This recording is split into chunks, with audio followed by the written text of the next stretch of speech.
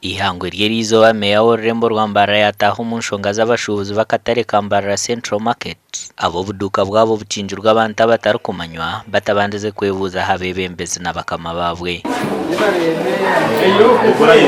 aba kurabero mbebembezi babo biricuro wa Meeya nawe nuko kwija kacwe baba basibisa hanyijizo buduko ubu atiyo nuko kuragira abashubuzi okugumiza muno bakora imirimo yabo abantu abo biziro mbeheda baragira icyo kubanza tubarabire mukanso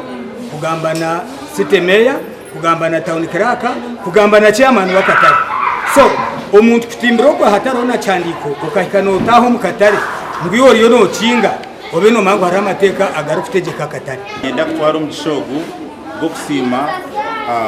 city Meeya witu okwija kutuyamba okubasa kucungura abashubuzi bitu aba abantu abarigiro kwa heri takumanya bakataho mukatare kitu bakacinga abashubuzi akatare kinabebebezi konko kashanga batino ba consultingire nomwe okuza kwikachikorweje Meeya yajumire bikorwa byo ferenkevi nuko kwayo kurabura ababizire babene bagira ngo